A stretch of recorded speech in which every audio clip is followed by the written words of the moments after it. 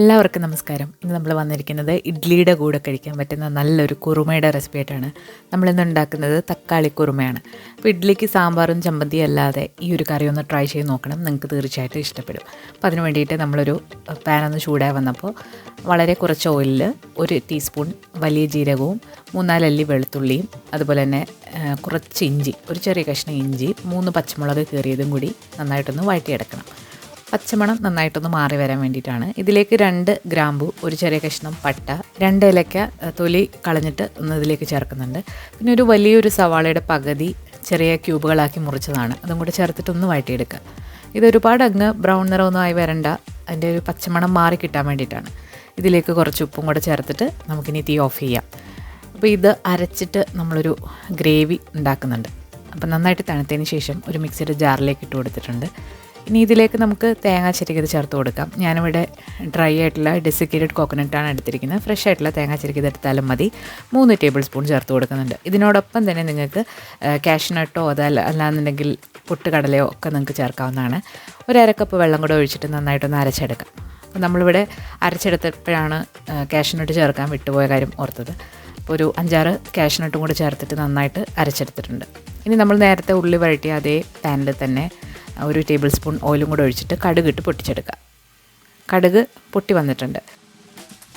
ഇനി ഇതിലേക്ക് വളരെ ചെറിയ കഷ്ണം ഇഞ്ചി പൊടിയായിട്ട് അരിഞ്ഞത്, 2-3 അല്ലി വെളുത്തുള്ളി, ഒരു പച്ചമുളക് കീറിയതും കൂടി ഇട്ടിട്ട് ഒന്ന് വഴറ്റിയെടുക്കുക. ഇനി ഇതിലേക്ക് 2 വറ്റൽമുളകൊന്ന് പൊട്ടിച്ചിട്ട് കൊടുക്കുന്നുണ്ട്.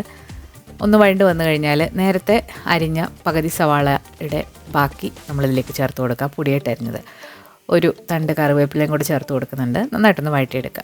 കുറച്ച് ഉപ്പും കൂടെ വേണമെന്നുണ്ടെങ്കിൽ ചേർത്ത് കൊടുക്കാവുന്നതാണ്. ഉള്ളിയൊക്കെ ഒന്ന് വഴണ്ട് വരുമ്പോഴത്തേക്ക് നമുക്കിതിലേക്ക് പൊടികൾ ചേർക്കാം. ഒരു 1/4 ടീസ്പൂൺ മഞ്ഞൾപ്പൊടി ചേർക്കുന്നുണ്ട്. ഇനി ഒരു 1/2 ടീസ്പൂൺ കാശ്മീരി മുളക് പൊടിയും കൂടെ ചേർത്തു. 1 ടീസ്പൂൺ മല്ലിപ്പൊടിയും പിന്നെ ഒരു 1/4 ടീസ്പൂൺ ഗരം മസാലയുടെ പൗഡർ. 1/4 ടീസ്പൂണിനെക്കാട്ടിലും കുറച്ച് ചേർത്താലും കുഴപ്പമില്ല. പച്ചമണം നന്നായിട്ടൊന്ന് മാറ്റിയെടുക്കുക. ഇനി നമ്മളിതിലേക്ക് 2 വലിയ അധികം പുളിയില്ലാത്ത തക്കാളി ക്യൂബുകളാക്കി മുറിച്ചത് ഇതിലേക്ക് ചേർക്കുന്നുണ്ട്. തക്കാളി കുറച്ച് വലുതായിട്ടാണ് ഇതിൽ അരിഞ്ഞിടാനായിട്ട്.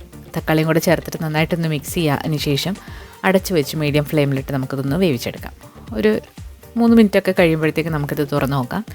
തക്കാളിയൊക്കെ നന്നായിട്ട് വെന്ത് വന്നിട്ടുണ്ട്. ഇനി ഇതിലേക്ക് നമ്മൾ നേരത്തെ തയ്യാറാക്കി വെച്ചിരിക്കുന്ന അരപ്പും കൂടെ ചേർത്തിട്ട് പച്ചമണം നന്നായിട്ടൊന്ന് മാറ്റിയെടുക്കാം.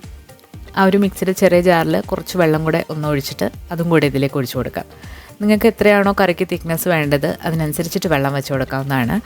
അപ്പോൾ ഇഡ്ലിക്കൊക്കെ ആണെന്നുണ്ടെങ്കിൽ കുറച്ച് ഗ്രേവി വേണ്ടി വരും, അപ്പോൾ അതനുസരിച്ചിട്ടുള്ള വെള്ളം വെക്കുക. ഇനി ചപ്പാത്തിയൊക്കെ ആണെന്നുണ്ടെങ്കിൽ കുറച്ചുകൂടെ തിക്കായിട്ട് നിങ്ങൾക്ക് ഉണ്ടാക്കാം. ഈ കറി ഇഡ്ലിക്ക് മാത്രമല്ല ചപ്പാത്തിക്കും ഒക്കെ നല്ല കോമ്പിനേഷനാണ്. ഇത്രയും ടേസ്റ്റ് പ്രതീക്ഷയില്ല ഈ തക്കാളി വെച്ചിട്ട് ഇങ്ങനെ കുറുമ ഉണ്ടാക്കുമ്പോൾ. അപ്പോൾ ഇവിടെ കുട്ടികൾക്കൊക്കെ ഒത്തിരി ഇഷ്ടപ്പെട്ടൊരു കറിയാണിത്. അപ്പോൾ നിങ്ങളിതുവരെ ട്രൈ ചെയ്ത് നോക്കിയിട്ടില്ല എന്നുണ്ടെങ്കിൽ ഒന്ന് ട്രൈ ചെയ്ത് നോക്കണം. അപ്പോൾ കറിയൊക്കെ നന്നായിട്ട് തിളച്ച് വന്നിട്ടുണ്ട്. ഉപ്പൊക്കെ നോക്കിയിട്ട് ഈ സമയത്തൊന്ന് അഡ്ജസ്റ്റ് ചെയ്യാം. അവസാനം കുറച്ച് മല്ലിയില അരിഞ്ഞതും കൂടി ചേർക്കുന്നുണ്ട്. ഇത് ചേർക്കുമ്പോൾ ഒരു സ്പെഷ്യൽ ടേസ്റ്റാണ്. അപ്പോൾ ഇഡ്ലിക്ക് നമ്മൾ സാധാരണ സാമ്പാർ അല്ലാന്നുണ്ടെങ്കിൽ ചമ്മന്തി, കടലക്കറി ഇതൊക്കെയാണ് നമ്മൾ ട്രൈ ചെയ്യാറുള്ളത്. ഈ രീതിയിൽ ഈ കറി വെച്ചിട്ടൊന്ന് ഇഡ്ലി കഴിച്ച് നോക്കണം. സൂപ്പർ ടേസ്റ്റാണ്. ഇതുവരെ നിങ്ങൾ കഴിക്കാത്തൊരു രുചിയായിരിക്കും. അപ്പോൾ എല്ലാവരും ഒന്ന് ട്രൈ ചെയ്ത് നോക്കിയിട്ട് നിങ്ങളുടെ അഭിപ്രായങ്ങൾ തീർച്ചയായിട്ടും കമൻസിലൂടെ അറിയിക്കണം. പുതിയൊരു വീഡിയോ ആയിട്ട് നമുക്ക് വീണ്ടും കാണാം. താങ്ക്